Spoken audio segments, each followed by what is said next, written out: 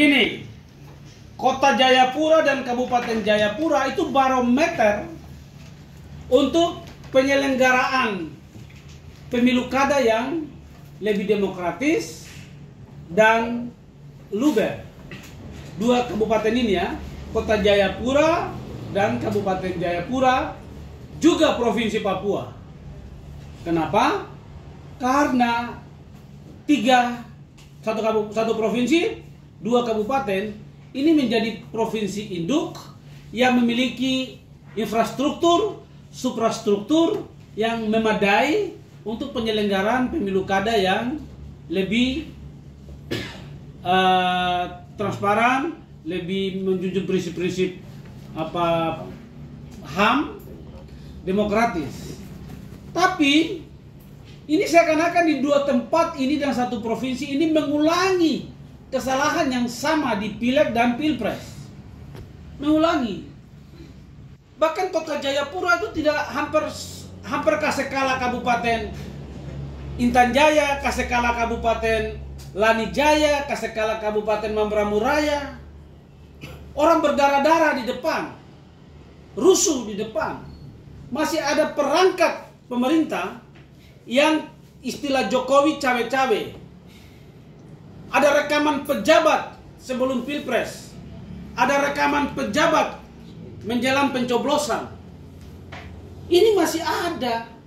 Pencoblosan masih ada ketua PPD yang sampai hari ini masih dicari. Itu di Kota Jayapura loh. Komnas HAM mencatat ini sebagai sebuah pelanggaran hak ikut serta dalam pemerintahan dan partai politik. Dalam Undang-Undang 39, ini bagian dari pelanggaran hak asasi manusia.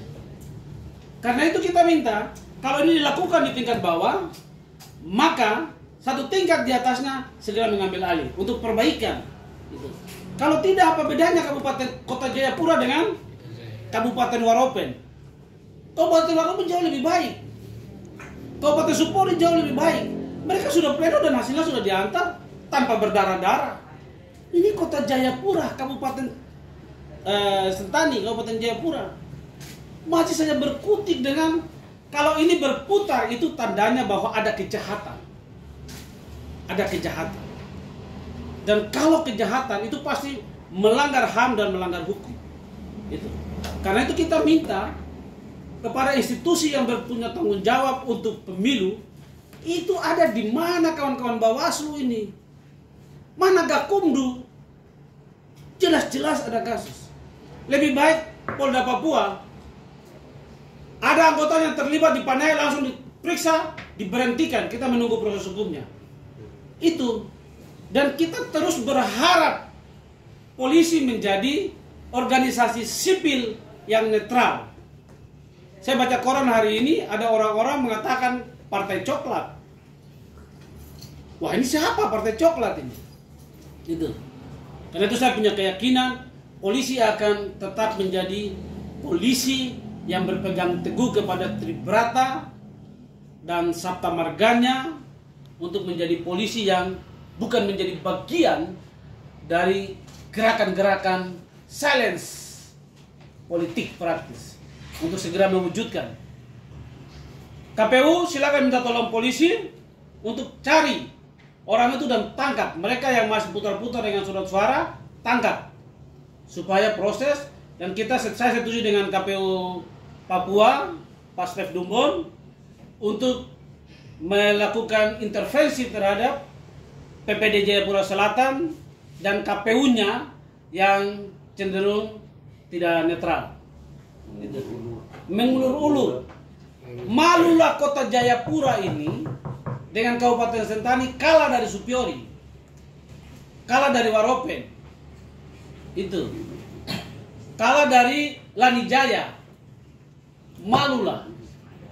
Ada apa? Ada apa? Dan ingat, kalau ini terjadi, ini kejahatan. Dan kalau kejahatan itu melanggar hukum dan HAM. Kita tidak berharap banyak lagi sama Gakumdu kita ini. Gakumdu kita ini menjadi abu-abu. Minta maaf sekali, saya harus mengatakan Gakumdu kita abu-abu. Gakumdu kita itu ada jaksa, ada polisi, ada Panwaslu. Kita tidak mendengarkan semua kasus ini ada gerakan penegakan hukum yang dilakukan oleh Gakumdu. Karena itu saya minta atas nama penegakan HAM dan hukum, kita tuntut itu Gakumdu untuk segera mengadili kasus-kasus kejahatan pemilu. Itu. Kami sudah melakukan monitoring pemantauan pemilu. Saya akan umumkan di hari Sabtu nanti data kami. Kami punya data. Ini bukan bicara di ruang kosong. Komnas HAM punya mandat untuk melakukan pemantauan pemilu. Itu. Dan ini peringatan kepada penyelenggara, pengawas, tapi juga aparat penegak hukum. Terima kasih.